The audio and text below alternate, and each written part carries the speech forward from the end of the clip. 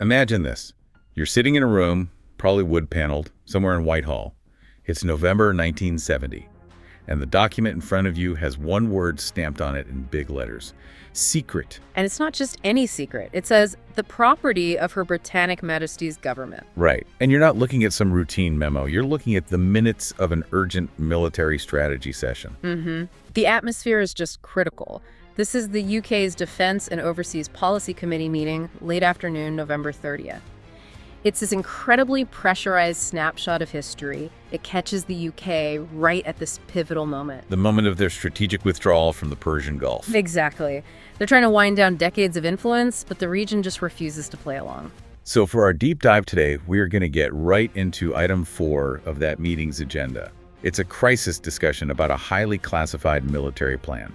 A plan designed to counter a threat that, honestly, on paper, sounds almost laughably small. But the political weight was enormous. We're going to synthesize this moment where, the future of Gulf stability really hung on just a few lines in a cabinet meeting document. It's a perfect illustration of asymmetric threats and the fragility of these big power transitions. You have a security threat that's tactically tiny, just 70 men, but it generates this monumental strategic risk because the whole environment is so unstable. So the question for the committee wasn't just, how do we deal with this? No, not at all. It was, what precedent will our actions set for when we finally leave? Okay, let's unpack this immediate threat and the geography, because the geography is so unique here. We're not talking about general instability in the Gulf. The document is laser focused on one very specific, very isolated piece of land, the Musandam Peninsula. Right, and if you look at the map, Musandam is Omani territory, but it's physically cut off from the rest of Oman. It's an exclave. It's an exclave, yeah. It sits right at the tip of the Arabian Peninsula, surrounded by water and what were then called the Trucial States, the sheikdoms that would, soon become the UAE. This separation made it incredibly difficult for the Sultanate to actually control. Making it a perfect base for infiltration. A perfect staging ground for agitation, exactly. So who is the agitator? The document identifies the threat as a group of roughly 70 armed dissidents. 70. 70 men. That number just seems minuscule. I mean, why would 70 armed men trigger a high-level defense meeting in London? Because of who is behind them. The Foreign and Commonwealth Secretary notes in the meeting that these dissidents were, and this is the quote, probably supported by Iraq. And that changes everything. It shifts the conflict immediately from, say, a local policing issue to a full-blown international geopolitical confrontation. It wasn't 70 men they were worried about. No, it was 70 men acting as a proxy for a hostile regional power. So the stakes just skyrocket. The document outlines their goals, and they're not small. Initially, the overthrow of the ruler of Sharjah, who's a key ally. And after that, they were aiming for the Sultan of Muscat himself. So if 70 Iraq-backed militants could actually pull this off, could destabilize two major rulers, you have a domino effect that could just collapse the UK's entire strategy for an orderly withdrawal. Absolutely. The intelligence coming in, and it was going straight to the Foreign Secretary, confirmed this wasn't just, some local banditry. This was an acute diplomatic and security emergency. It required a full-spectrum response, and it forced the UK's hand to defend rulers they were supposedly preparing to leave. Okay, so we have the threat. What I find fascinating here is that the initial plan to deal with it wasn't cooked up in Whitehall. The document says the plan was created by UK representatives on the ground in the Persian Gulf. Which tells you that the local UK military and diplomatic staff felt the urgency most acutely.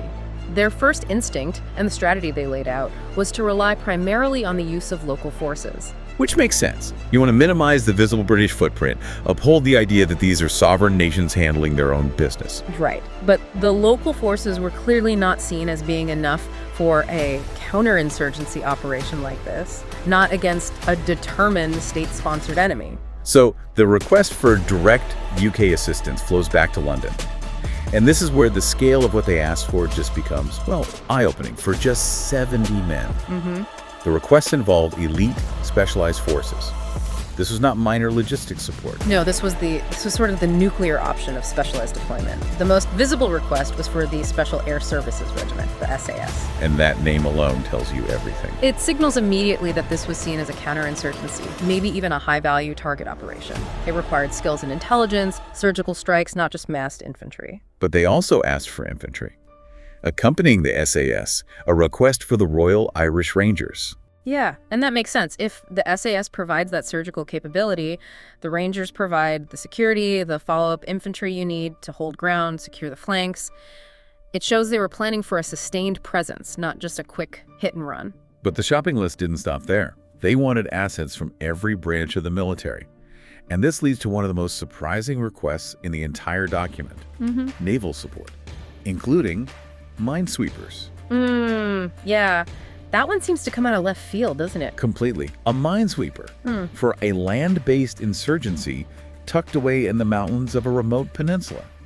Why would you need that? Well, this is where you have to look past the name of the ship and think about its actual capability in this context. Yes, they clear mines. But these ships are often shallow draft, they're highly maneuverable, they weren't being requested to clear mines. So what were they for? Coastal blockade, patrol, denial of supply. They could prevent the dissidents from escaping by sea, or, and this is key, from getting more supplies and reinforcements from Iraq or anyone else through the Strait of Hormuz. It's maritime policing, not naval warfare. That makes so much more sense. A maritime cordon around Musandam. Okay. Then we get to the air component, which is equally staggering. Air transport, both fixed-wing planes and helicopters for rapid deployment. And then the real kicker, fighter cover by the Royal Air Force. Fighter cover. Requesting RAF fighters, we're talking Hunters, maybe Lightnings. That is the ultimate political and military declaration. You don't need a fighter jet for close air support against 70 guys with rifles. You request fighter cover for strategic deterrence. It's a message. It is a clear message to Baghdad. It says, if you, Iraq, even think about intervening, we have fast jets ready to protect our operation. It showed the cabinet fully understood who was really behind this. So London gets this huge, comprehensive request. SAS, Rangers, naval blockaders, RAF jets, a staggering show of force. But then immediately the internal political pressure starts to build. Right. The document states that following discussions in London, the scale of participation by United Kingdom ground forces had to be reduced. Specifically the infantry. Specifically the infantry. And that reduction is the key piece of political intelligence here. Militarily, the guys on the ground requested what they needed to guarantee success. Politically, London recognized that visible British boots on the ground infantry, like the Rangers, carried the highest risk of public condemnation. So they were willing to provide the surgical, maybe deniable support of the SAS and the long-range deterrence of the RAF. But not a large, visible infantry presence. It's a perfect example of political optics trumping military efficiency. And it caused a delay. The document says the operation was not now likely to be mounted until mid-December. That deliberation in London pushed everything back by at least 2 weeks. And they added one more condition, a mandatory diplomatic one. The entire operation was contingent on a positive request from the Sultan Muscat. The UK refused to move unless the local sovereign explicitly invited them in. It's all about establishing legal and political cover from the very beginning. From the outset, yeah. And if we connect this all back to that bigger picture you mentioned, the UK's withdrawal, this small operation suddenly becomes strategically defining.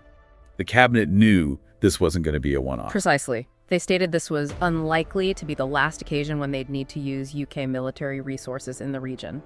This incident immediately forced them to really solidify their long-term strategy, their post-withdrawal posture. And this is where the discussion broadens out from tactics to grand strategy, because the document explicitly mentions reports prepared by a Sir William Luce.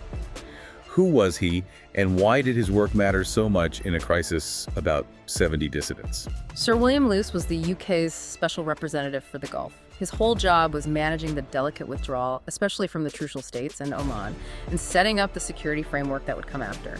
His reports were the strategic blueprint for the UK's exit. So this crisis in Musandam was testing that blueprint in real time. In real time.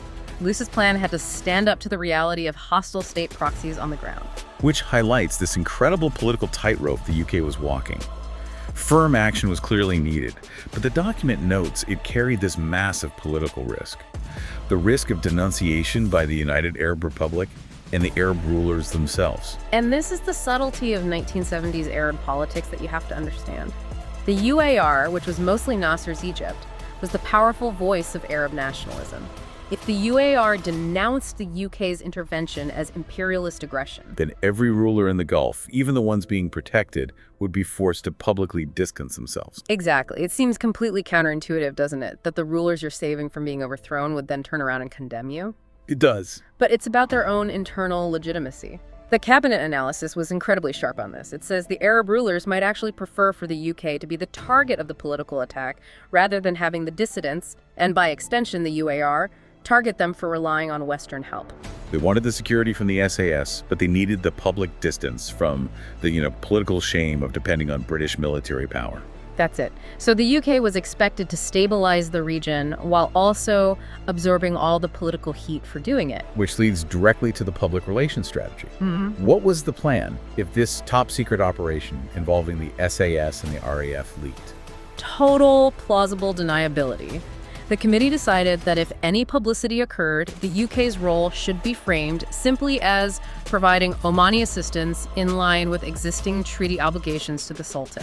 It had to look like Muscat's operation, with the UK just providing some support. Not a British intervention into Arab affairs. This explains why they cut back the ground forces. They wanted to be able to deny it was a large-scale British operation. The political messaging was almost as important as the military outcome. So after this intense, high-stakes debate, covering geography, Iraq, the SAS, political risk, Sir William Luce. How did the Prime Minister finally land the discussion? Well, the Prime Minister, who was chairing the committee, accepted the need for the operation. But, and this is the crucial part, only on the amended basis. Reduced ground force scale. The reduced scale. The mission was approved, but it was tailored specifically to manage that political risk profile. And the final action of the entire committee, after all that deliberation and pressure, the document just says they took note. That's the classic, almost anticlimactic conclusion to these high-level strategy meetings. They've debated the life and death of a mission, the potential collapse of allies, the long-term foreign policy of the nation, and the formal record is condensed into 2 words. What we've looked at today is this moment where a tiny group of dissidents forced a massive, classified response involving Britain's most elite forces. And in doing so, fundamentally shaped how the UK managed its final exit from the Gulf. This document just reveals so clearly how political fears dictated military action. And for you, the listener, it raises a much broader question, one that goes way beyond the Persian Gulf in 1970. When governments face a sudden, high-stakes threat, how often do the decisions they make prioritize managing perception, the denial of ground troops, the diplomatic messaging over achieving maximum military efficiency? What other significant historical events were shaped not by what militaries could do, but by what politicians decided they should deny?